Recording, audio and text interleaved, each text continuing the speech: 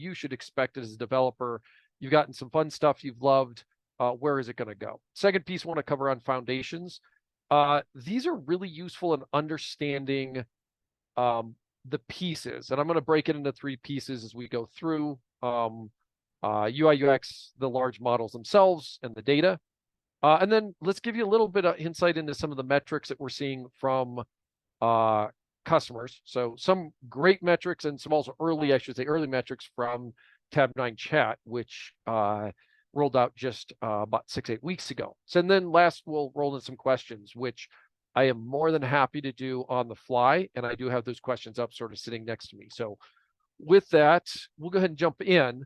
I think one of the areas we want to start is just some market definition. What is AI for software development? Historically, that question was largely really only IDE based and very much focused on code completion, right? Based off the exact context that you already had in the IDE. That's changed a lot and will continue to change a whole lot more, and we'll get into that. But these are just some of the questions that our users are asking to be answered by Tabnine and Tabnine Chat. So question around documentation, how specifically you might do refactoring, questions around how you do unit testing, hey, explaining code. These are all areas that you'll find as we sort of full circle make a big difference to the productivity of developers. And Tabnine at our heart, and always have been, always will be, developer first, honoring you all, the great things you're creating, and delivering that in a secure and trusted manner. So that's a little bit of what it is. The market's relatively straightforward. 2 players, Tabnine, Copilot, as seen in Stack Overflow and said with Gartner, Forrester, etc.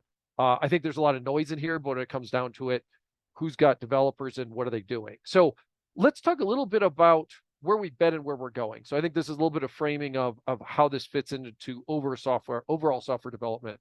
I'd say today, and I'd even say, yeah, I should probably say this might have been yesterday. So I'm actually wrong on this slide. Should say yesterday. Yesterday was really AI assisted coding. This would have been the early, Tabnine was the first one to do this back in, 5-6 years ago, way back when GPT-2 first came out. So we've been at this for a long time, and even quite a while before that. But this was, I think, what most people knew this space as.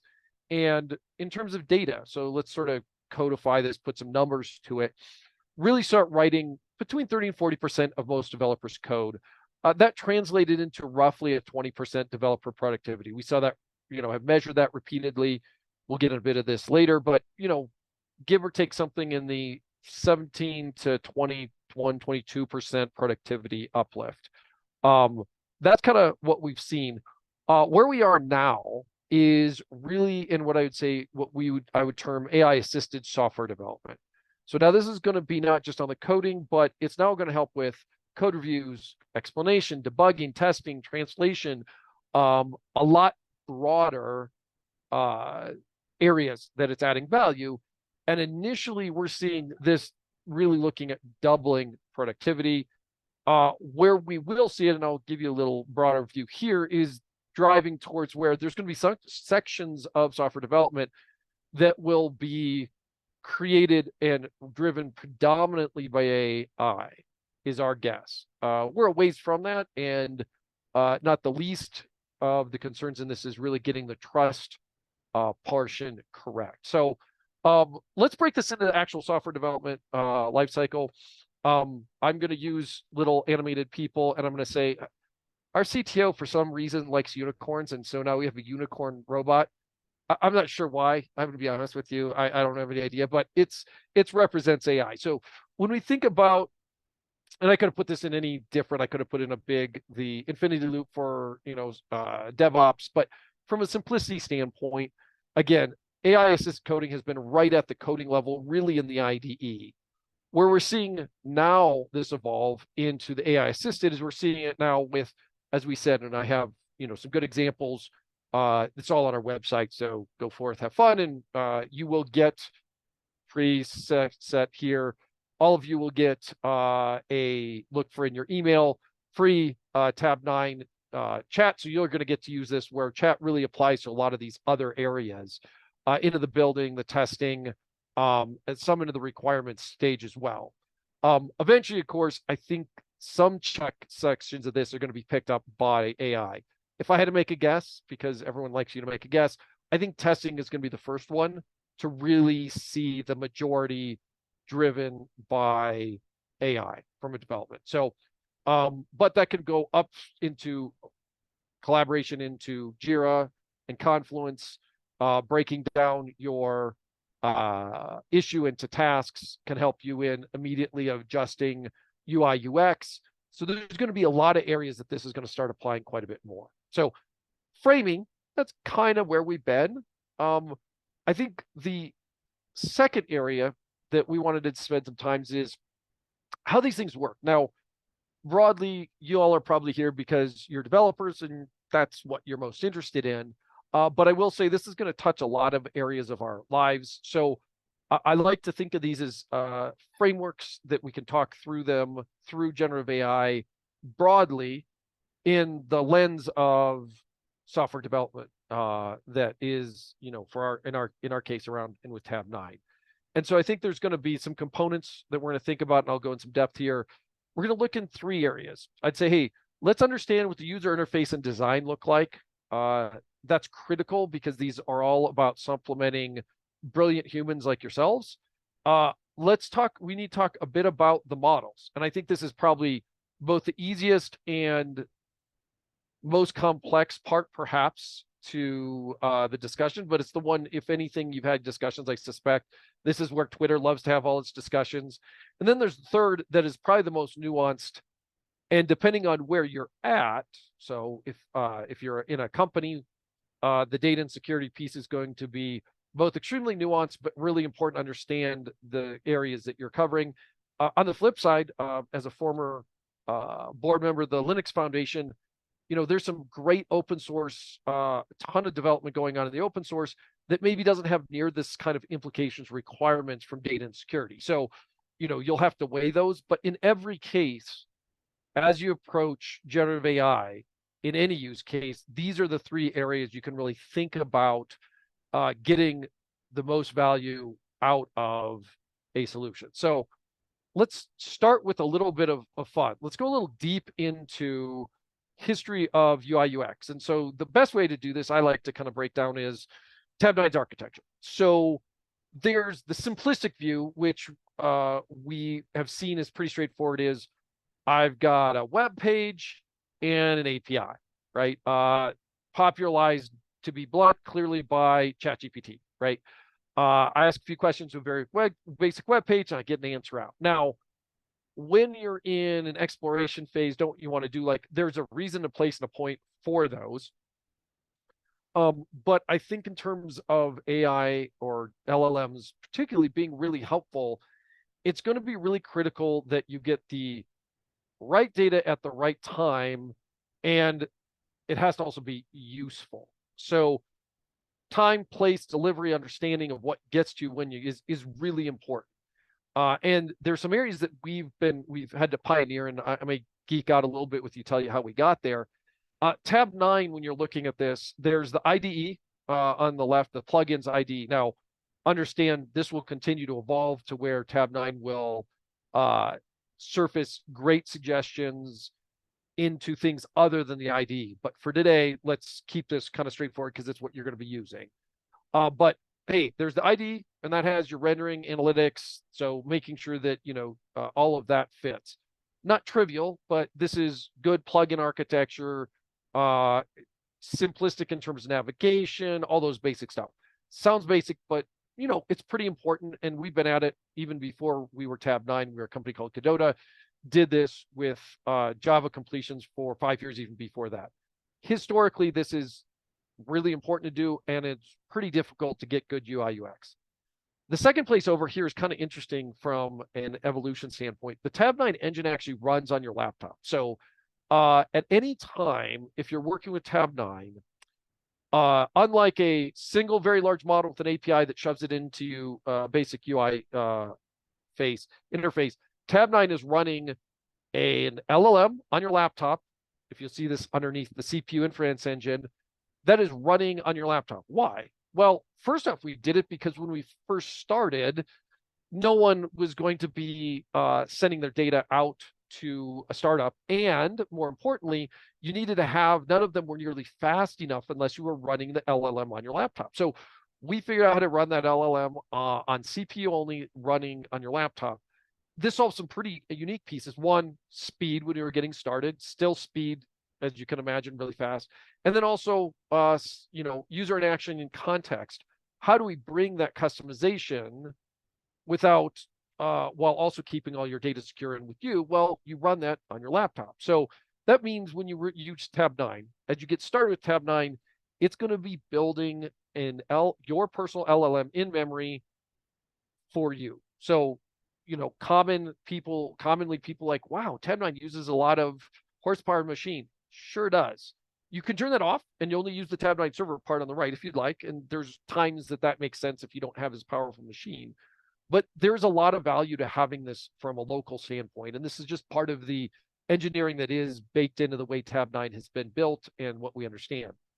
So that Tabnine engine is all about giving you context to what you're working on right now locally in a secure manner.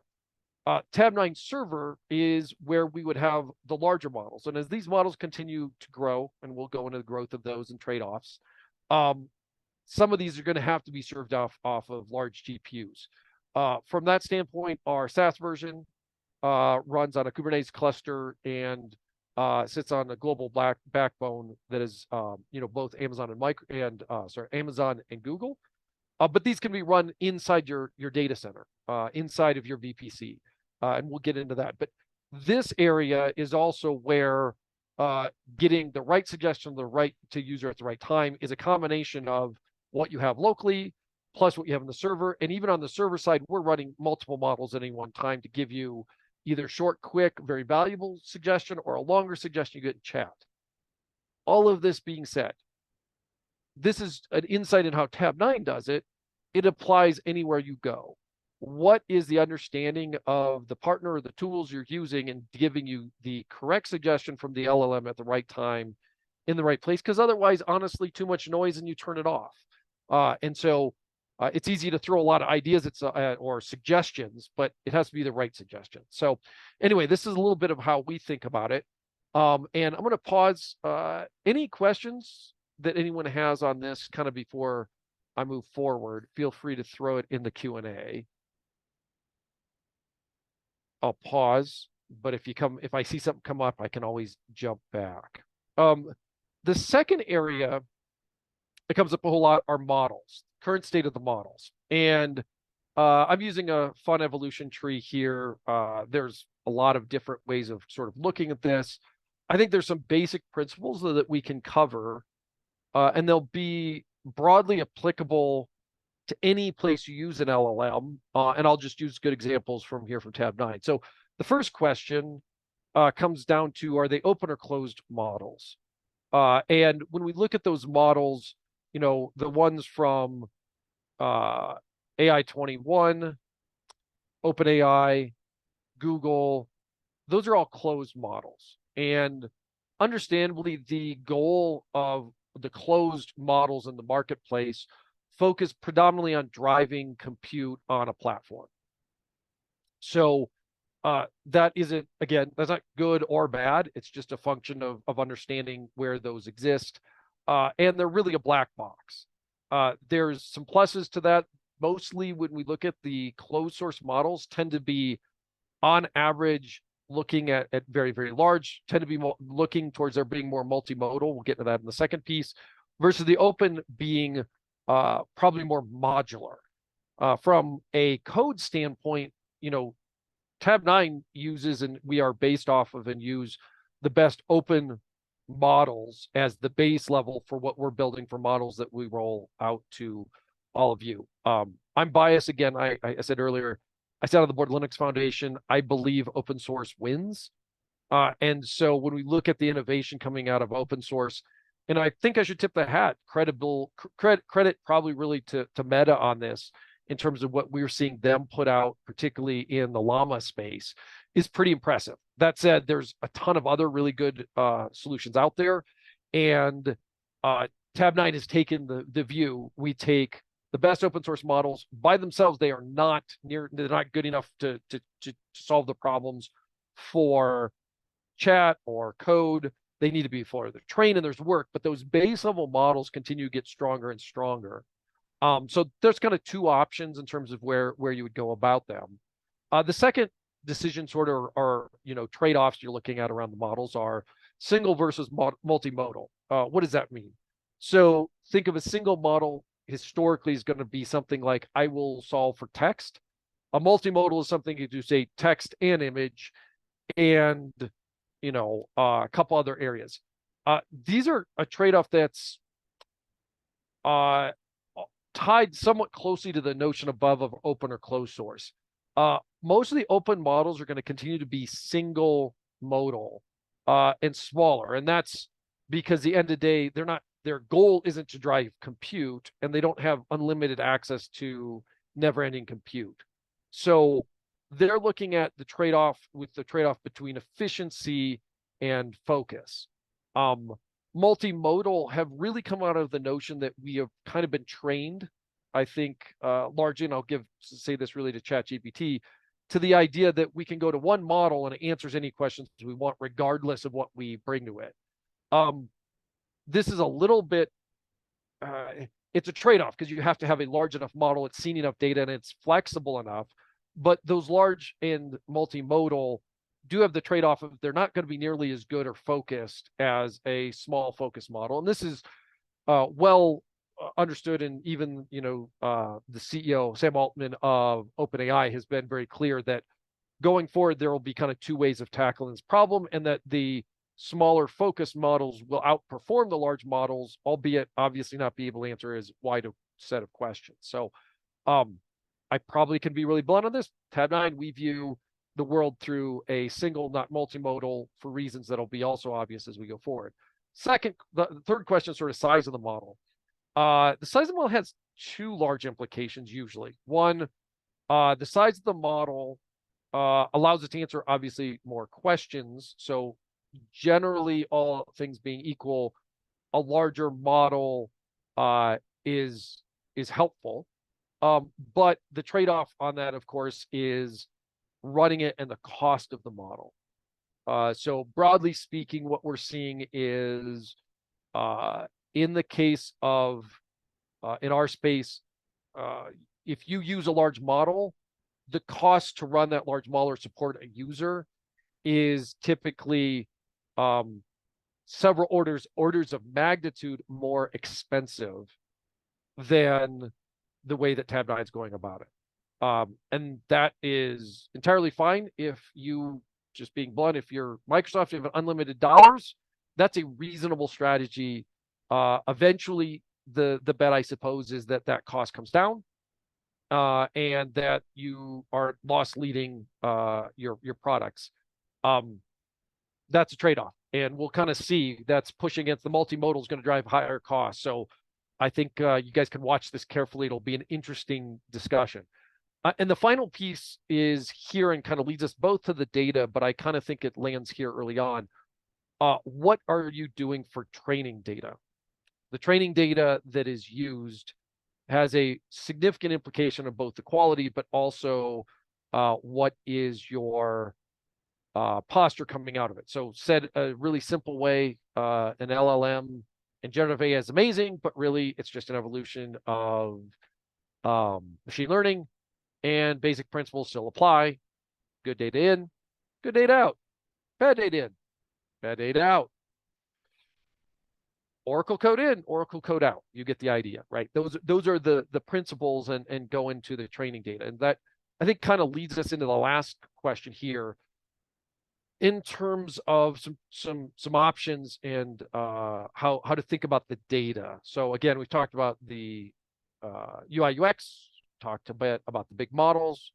And then lastly, I think the place that people is useful and important to understand in terms of this is the data. And it's covers really security, your compliance, and customization are the three areas of data to think about. So there's some obvious ones. I think as an industry has gotten really good on the security side of what do we do with the user's code that comes in?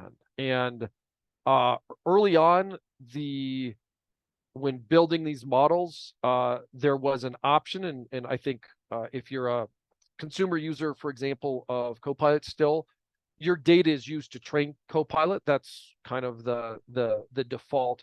I want to be clear, Tabnine never trains on user code. So we've taken that as a stance from day one. Your code is never stored, it is never used for training. Most enterprise offerings now are really pretty focused on, hey, we're not going to train on your code. And I think that's a good principle that everyone's kind of coalescing around a reasonable viewpoint. The second piece, though, depending on where your security stance is we're all digital companies, and our differentiator is our code. So some companies are comfortable having that in a SaaS offering. Other companies matter a lot to them that they can have maximum control, that it sits inside their VPC.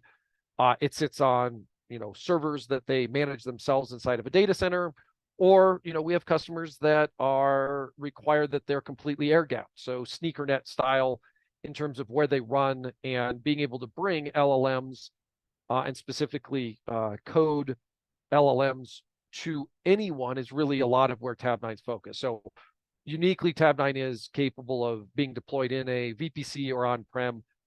That, again, for some of you will matter and some of you won't. And that's not good nor bad. It's just requirements that some have. And we're honestly seeing it go both ways. I think actually we're seeing, if I were to say from a trend standpoint, there was a big trend towards SaaS, I think, over the last 10 years. Thank you, Salesforce.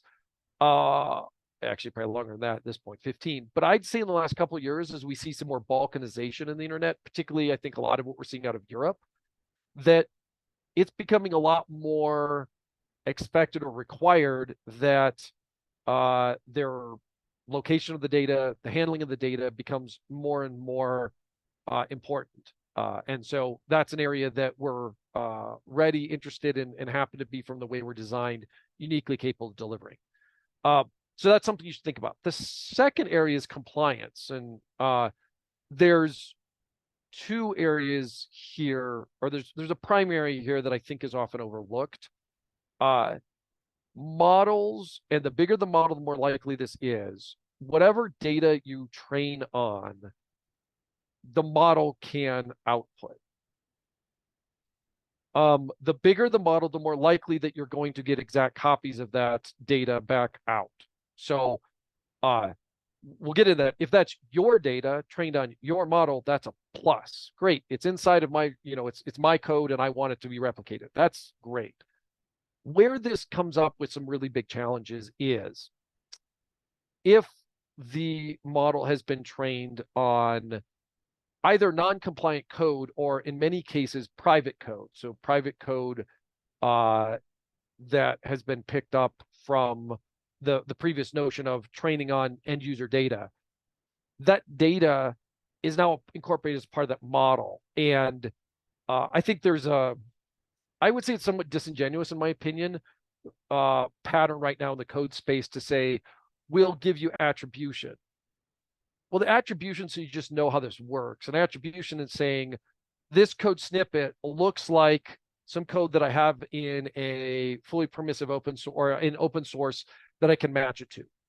Now, is that good? Sure. I don't think that in and of itself is bad, but I think it's giving a security blanket or an implication that you are getting code that has been checked and won't be from a source you don't want, when in reality, if that code has been pulled off of a developer's machine at an SAP, an Oracle, or an IBM, and this is we do not, but this is commonly done, then that code will be something that you can get as an end user of that product. So again, this is whatever code goes into a model can come out of it.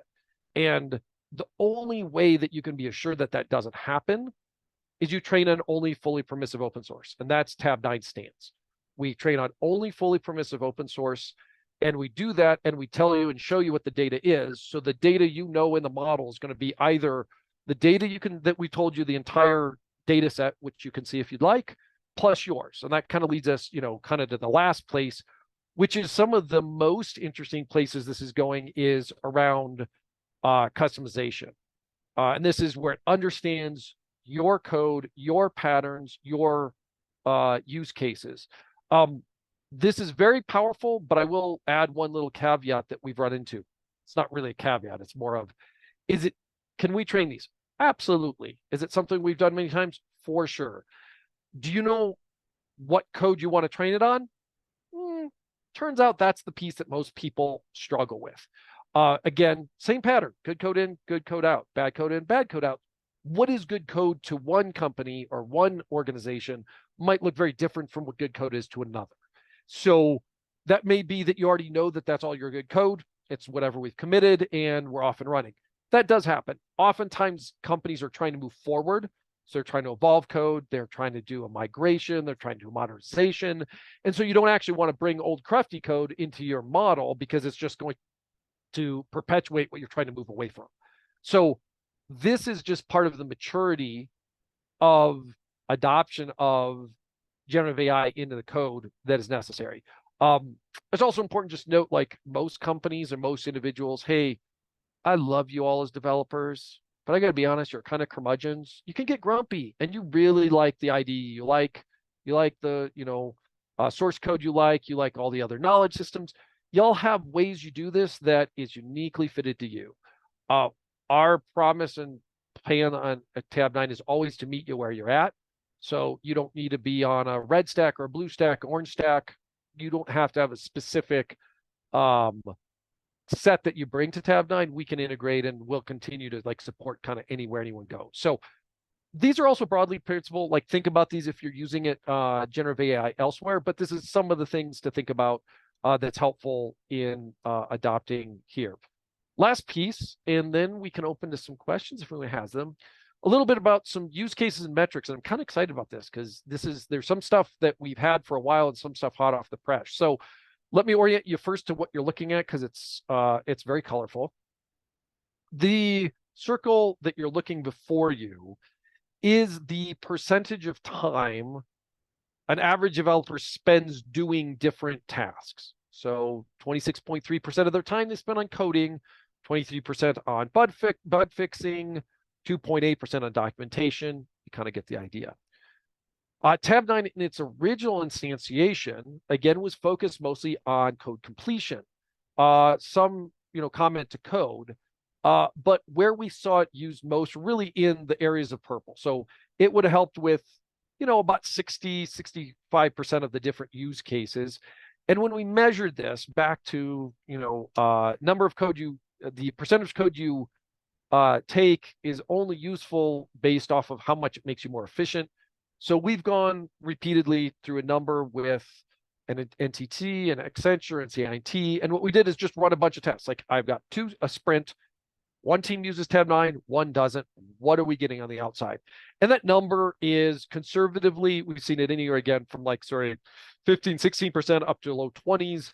But on average, we're seeing that with a, productivity uplift of about 17.5%, which is pretty dang good considering you're not taking or ripping anything else. It's just a quick plug-in into your IDE. And, if you're, security oriented, a quick deployment of an instance inside of your VPC, awesome. Now, the next numbers are early, so I'm going to go to them. But when we look at chat, so Tabnine chat that's been out, about 6 to 8 weeks, and planning to get that GA here shortly.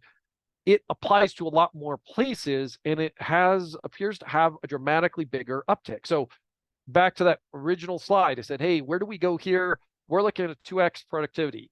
Our initial numbers are looking 58% is what we're seeing. I think that's going to start varying a bit. I think on the upward, but don't quote me on that. Or you can quote me, but I'll say, please listen to the webinar I just shared, which means this is kind of what we are seeing, is this is where that data is headed. And pretty excited about this in terms of the promises, particularly in the areas of testing, documentation, helping or understanding a code base, what's in it, what does it mean, what is that code actually establishing or delivering on. So some really, really fun, and please take a look at tabnine.com. Obviously see some fun use cases. And lastly, I'm going to leave you with Tabnine Chat. One of the kind of crazy spaces or parts about this journey is we can say, here's 6 or 8 interesting use cases and what we're seeing. And just about every week, our customers are coming back and saying, hey, did you know it could do X? I'm like, I did not realize it would be useful on that. Ooh, do please share. And so this is one that we're going to be on a fun journey together in expanding the areas that this can help you all understand code better, solve some of the basic stuff you don't want to do. Because look, I'll be honest, I'll bet a t-shirt if anyone loves testing and says unit testing is their thing. And again, I love people that love testing, so don't get me wrong. But most developers aren't starting with I really, really love spending my time writing the right unit test. So great low-hanging fruit for really thinking through and getting good code out there. So that's a little bit of that part. Last piece, we kind of covered these, so we've got 1 million+ developers, many of them of you all joining us today. We appreciate it. You mean a ton to us. Thank you for both pushing us hard for your really valuable feedback. But this is an area that a lot of, uniquely, there's only 2 players that have enough developers that they can get really great feedback. And one of the ways these models are good is, hey, do developers use them, right? And so we know you all have been big fans, and the early data on chat continue to say the same thing. We appreciate that. So that's important. Obviously, our stance around security, and if anyone wants to go into that more depth, I kind of framed it, but more in the questions you should be asking yourself than specifically. But we have all that on the website, fully transparent. And thank you. We'll get to questions here in a sec. Customizable and choice. So with that said, I'm going to then go to have a Q&A. I have Q&A. Oh, there we go. So I'll go to Q&A and go back. Yes, I got people here. So quick question on here. So question comes up, does Tabnine include security detection fixes like CVEs, vulnerability security best practices? You can ask Tabnine Chat, hey, how do I make this more secure? What secure might I have?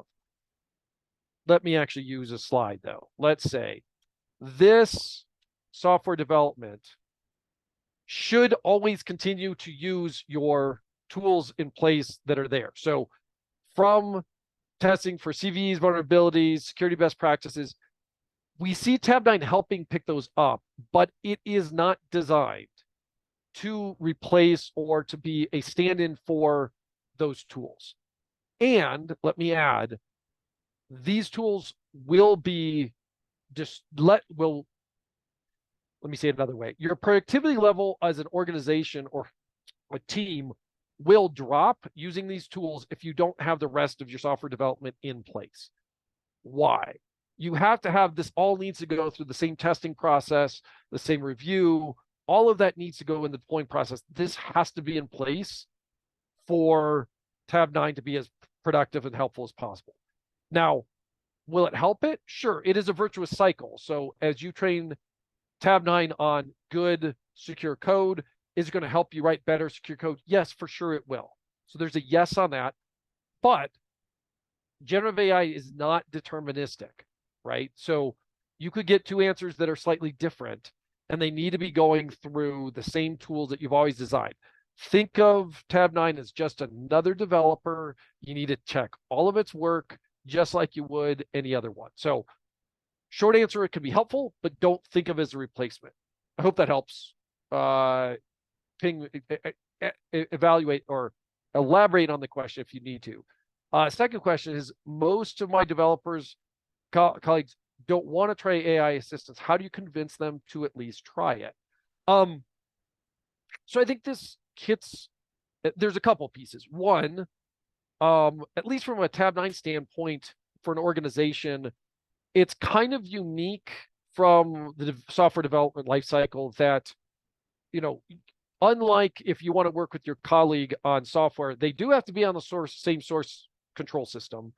With Tabnine, you can use it and they don't have to. So that's a plus in terms of adopting these, is it's not required. So I'd kind of start, that's an interesting, quite different from, other tools. Again, I've been in the tool space for a while. So kind of nice that you can start and go from there.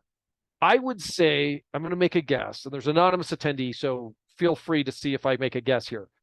From my many conversations, the colleagues that don't want to try AI assistants will generally tend to be your more senior developers. And the reason that they don't adopt them is because they're writing very dense, very specific code. So generic code that has been trained on general open source probably will not be as helpful to them. Now, this is where the customization aspect is very important. So a customized model for an organization oftentimes is where this is becomes a lot more valuable to everyone. When you go down, so again, from a maturity standpoint, as you have good code you want to reuse, one of the things that we see is the more senior developers get very interested in these when you have a customized model, because the customized model helps your junior developers write code more like your senior developers, right? And the knock-on effect of that is that your senior developers that may not use it as much, certainly as a junior developer, don't have to answer all the questions. And honestly, most senior developers tend to be the reviewers. So this also has a huge value to the review cycle, reducing the review cycle, because a lot of those questions, how do we do it here, best practice, what does this code do, is about taking a lot of that weight off of a senior developer and helping the junior developer get a lot of those questions answered early and, instantiate sort of best practices. So let's do this. I'm going to actually take a fun. Here we go. Let me just use a quick example here, and hopefully this helps. In this case, we're doing two questions. On the right-hand side example, this is about hyperlocal suggestions trained on your code and docs, right? On the right-hand side is going to be someone says, how do I define a new chain? The same exact question you'll see asked by, in this case, Ron's our CTO. Who is this? It's going to give a general, it's going to say, hey, Julia programming, like that's what it got because it didn't have context, didn't know what you're doing. On the left-hand side, it knows that it needs lang chain. So chain, it's like, here's the chain, here's the class, here's an example, and here's how we use it in a pipeline, right? So this is the difference between context, not having context on the right and having context on the left. The context on the left is really sort of the next evolution of kind of where we're headed with generative AI. This is where Tabnine's been focused. And I think this will be something that a lot of senior devs might pick up. So to the anonymous attendee, I really hope I answered your question. Feel free to say I was totally off, but I think that's might have been where you're going. And I would say, hey, this is a good place for them to try it. I'd also say right now, chat has picked up a lot of more other developers that didn't use Tabnine the first time. Chat, where you're using it for writing your, unit testing or code explanation or code documentation. There's a lot of, I don't say busy work, but important things that don't necessarily get done that can be done much more quickly. That might be something that a developer would pick up, even if they previously weren't really using it for, or don't really want to use it for writing their exact code. So I hope that helps. Going to move to the next question. Does Tabnine integrate with SQL IDEs? If so, is capable of database migrations, data warehousing? So I'd have to look. Tabnine can help with SQL for sure. I will have to take a quick look, because when someone says SQL IDEs, there's a few of those. And oftentimes they're also something that is embedded as a part of another product. So short answer, possibly. We list all the IDs we support, so it's there. Is it capable of database migrations? I would say it's capable probably of helping you. I do want to be clear right now, like I would continue to think very clearly of generative AI as a solution, period, and Tabnine specifically as a pair programmer. So think pair programming, not as a migration, translation tool. It does definitely, it can do that, but you should be doing it like along with someone that knows like what they're doing and how it's working. Uh, to be clear, you can throw anything you want against Tab9. Go forth, have fun. I would love your feedback, but I suspect you would find just throwing a large migration saying, hey, convert this code probably isn't going to be its primary use case right now. So short answer, can help. We certainly see it in translation and in migrations, but I wouldn't think of it as a translation tool. So good. Hope that helps. Awesome. I think we have, so we're going to have a bunch more sessions, and want you all to be looking for the email that's going to come out to you that's got a months free for you, so that you guys can get started with chat and all the other fun. We appreciate y'all spend some time with us today, and continue to look for what we're sending out. So watch your email for that. We'll post it obviously in Twitter and other locations, and then as always, your feedback is the most valuable thing you give us. So we appreciate when you give it. I appreciate it when I hear it. And when you tell us what you want to hear and what's most helpful, please don't hesitate to let us know. So with that said, thank you all for the time today. Look forward to talking to you all again in the near future. So